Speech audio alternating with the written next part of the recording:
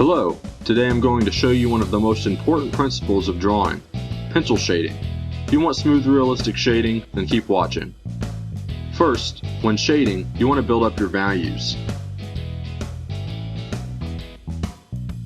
You want to start with a lighter value and add to it.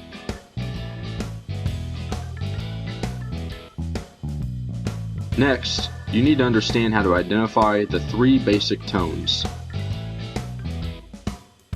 The three different tones include your shadows, highlights, and then everything in between, which is your midtones. Now it's time to do a little decision making.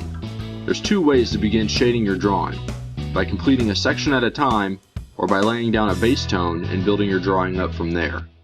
For my Gerard Butler portrait, for example, it was easier to complete sections one at a time because of the way the helmet divided up the face. If you prefer to lay down a basic tone, however, decide what your lightest value is aside from your highlights and shade your drawing with that value.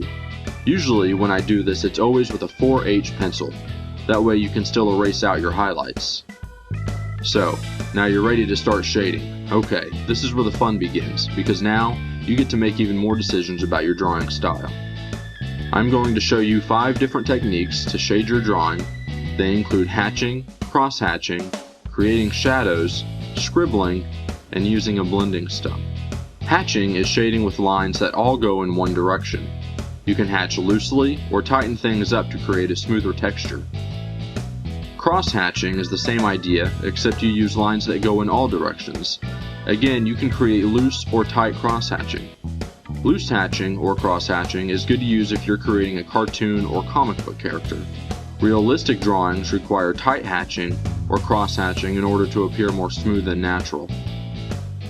Our third style of shading is creating shadows.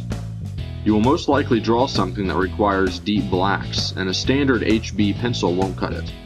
That's why it's important to have softer pencils such as a 4B or a 6B. Since soft pencils break easier, it can be hard to embed the graphite into our textured drawing paper. We need to tighten up our pencil strokes so we don't leave any texture from the paper peeking through. Next, we have a shading technique I don't really recommend, but I'm going to add it in this video anyway, and that is scribbling. I'm sure it has its place somewhere, but for anyone serious about their drawing, I suggest sticking with the previous techniques. Finally, you can shade using a blending stump. A blending stump can be used to smooth out hatching, cross-hatching, or shadows. You can even use it to cover up scribbling, and it's a tool that I tend to use only when I need it.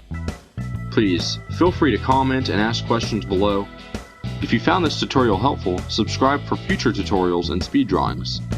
Make your way over to my site and sign up for my newsletter for exclusive content, including free pre-release samples of any drawing ebook I produce, and tons of drawing tips and tutorials. Thanks for becoming a subscriber, and I hope you enjoy the videos coming each week.